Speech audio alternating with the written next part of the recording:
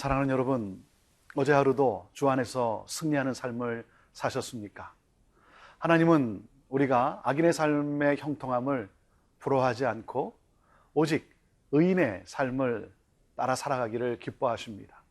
악인의 형통함을 부러워하면 우리는 악인의 삶을, 악인이 살아가는 방식을 따라 살아갈 수밖에 없는 것이죠. 하나님은 그 삶을 기뻐하지 아니하시고 오직 의인의 삶을 기뻐하십니다. 의인은 누굽니까? 의인은 하나님의 은혜와 긍휼을 경험한 사람입니다. 하나님의 은혜와 긍휼을 경험했기 때문에 의인이란 하나님의 은혜와 긍휼을 흘려보내는 사람입니다. 이웃을 사랑하고 사람을 사랑하고 그리고 사람을 돕는 섬기는 하나님의 긍휼함을 흘려보내는 삶, 이것이 바로 우리 하나님이 기뻐하시는 삶입니다.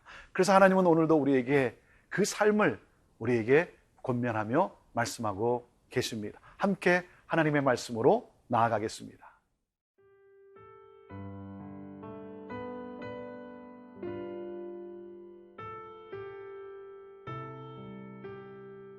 시편 37편 12절에서 26절 말씀입니다.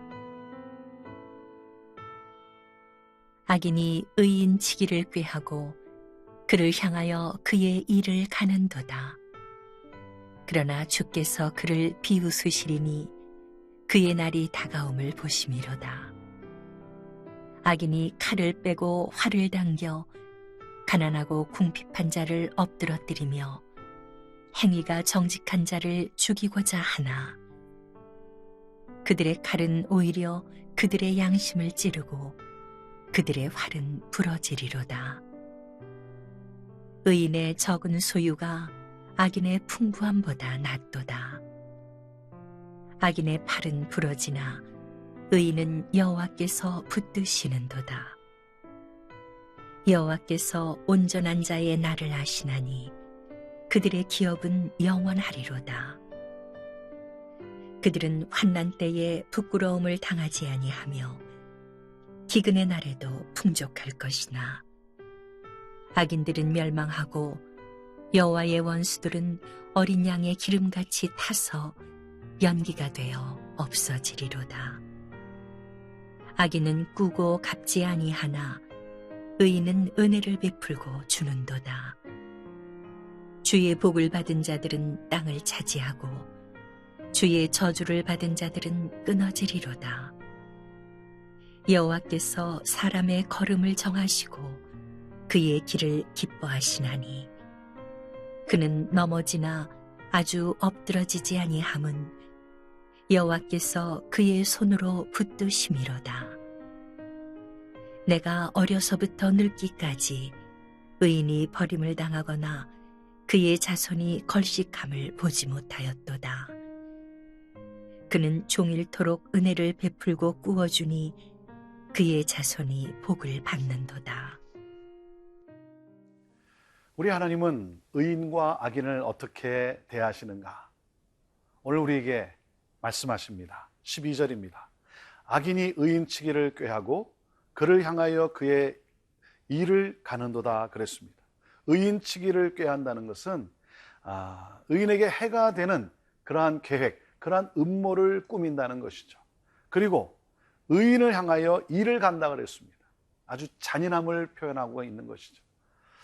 의인을 넘어뜨리고자 악인은 그렇게 해를 끼치는 그러한 음모, 계획을 세우고 그것을 이루어가자 일을 간다는 것이죠. 그러나 사랑하는 여러분, 의인을 대적한다는 말은 무슨 말입니까? 그것은 결국 악인이 하나님을 대적한다는 것입니다. 그렇기 때문에 우리는 그 삶의 결론이 어떻게 나는지 우리는 알 수가 있습니다. 13절입니다.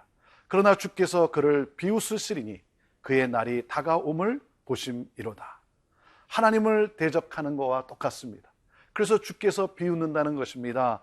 가소롭게 여긴다는 것이죠. 그 비웃음은 결국 맹렬한 진노로 그에게 임한다는 거죠. 심판이 임하게 된다는 것입니다. 하나님은 그의 날을 정하고 계신다라고 하는 것입니다.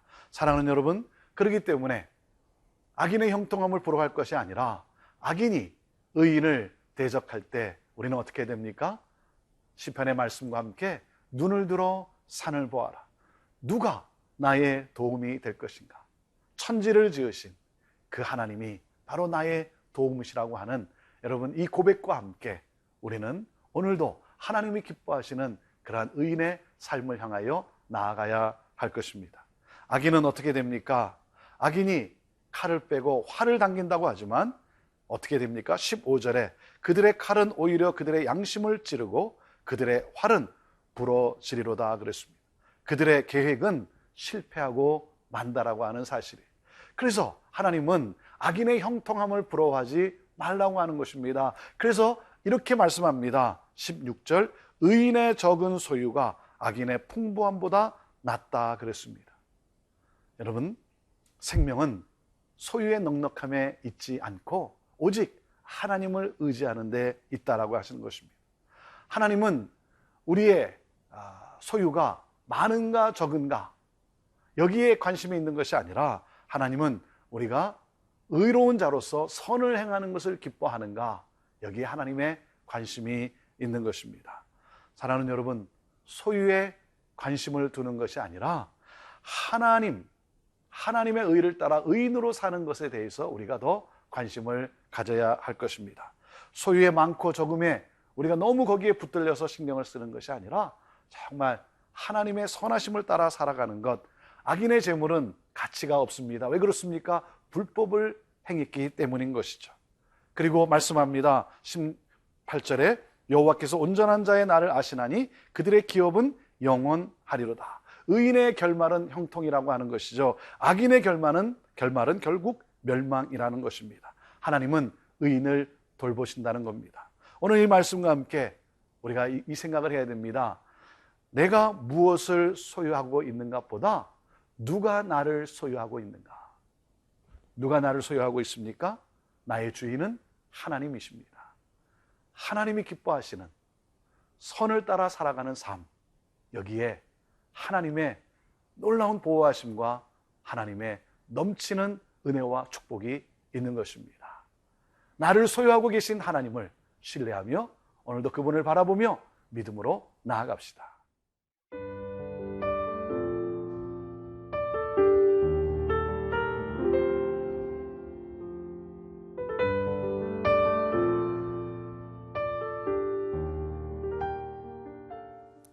하나님은 우리가 재물에 대해서 어떤 태도를 가지고 살아가야 되는가, 여기에 관심을 두시고 우리에게 말씀하십니다. 21절입니다. 악인은 꾸고 갚지 아니하나 의인은 은혜를 베풀고 주는도다 그랬습니다. 하나님은 우리가 인색함으로 살기를 원치 않는다는 것입니다. 끝없는 욕심, 그 욕심은 결국 우리가 움켜쥐게 하는 것이죠. 우리로 하여금 자꾸만 움켜쥐게 합니다. 그러나 그 욕심을 따라 움켜쥐는 것, 여러분, 무엇을 움켜쥔 겁니까? 그것은 마치 모래알을 움켜쥔 것과 똑같습니다. 그래서 내가 많이 움켜진 것 같지만 나도 모르는 사이에 다 빠져 없어지고 만다라고 하는 사실이죠. 그래서 하나님은 우리가 인색함으로 살기를 원치 않으십니다. 하나님은 우리가 어떻게 살아가기를 원하시는가? 22절입니다. 주의 복을 받은 자들은 땅을 차지하고 주의 저주를 받은 자들은 끊어지리로다 그랬습니다. 사랑하는 여러분, 누가 땅을 차지합니까?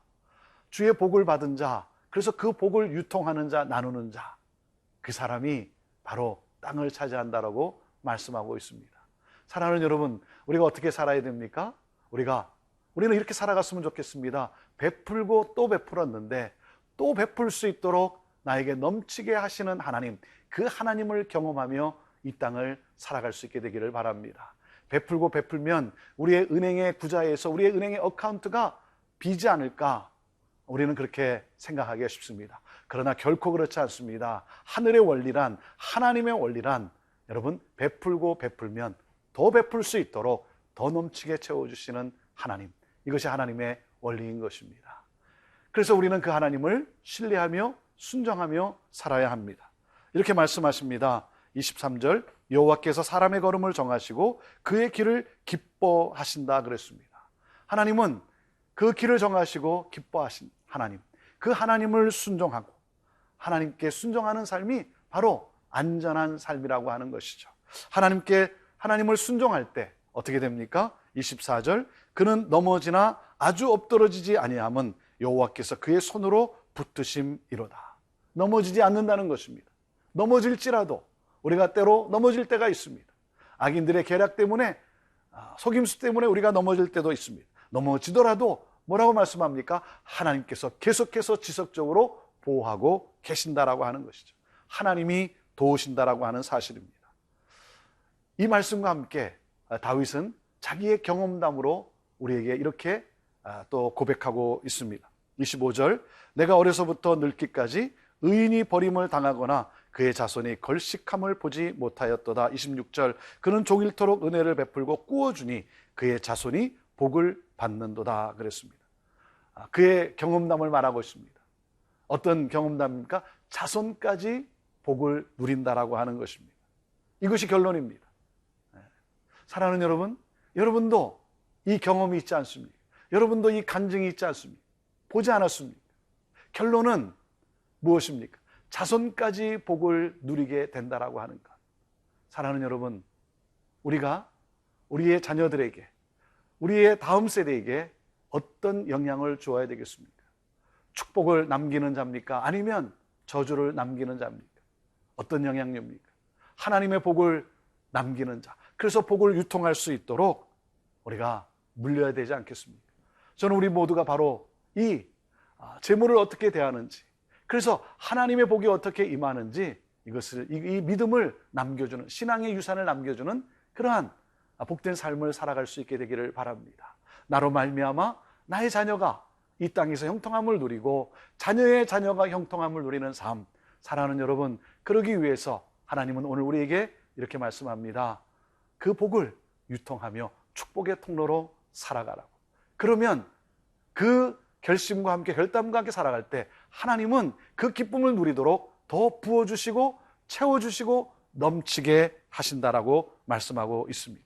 의인의 삶과 악인의 삶은 너무나 대조적인 것입니다. 결론은 너무나 대조적인 것입니다. 하나님을 사랑하고 하나님을 기뻐하고 그리고 하나님의 방식을 따라 살아감으로 말미암아 축복을 유통하는 복된 삶을 우리 계속해서 살아갈 수 있게 되기를 바랍니다. 기도하겠습니다. 하나님, 베풀고 나누는 이에게 더 베풀 수 있도록 넘치게 하시는 하나님, 오늘도 우리가 이것을 경험하고 이것을 간증하며 이것을 보여주며 특별히 자녀들의 삶에, 또한 자녀의 삶에 이 믿음을, 이 신앙을 유산으로 남기는 하나님 복된 삶을 살아가는 우리 모두가 되게 하옵소서. 하나님, 아파하는 자들과 함께 아파하고 기뻐하는 자들과 함께 기뻐하며 이 시즌에, 하나님 참 추운 이 시즌에 추웠다 하는 많은 사람들에게 소망을 가져다주는, 그들의 삶을 살려내는 우리의 복된 삶, 하나님의 국률이 넘치는 그러한 삶이 되게 하옵소서. 예수님의 이름으로 기도합니다. 아멘.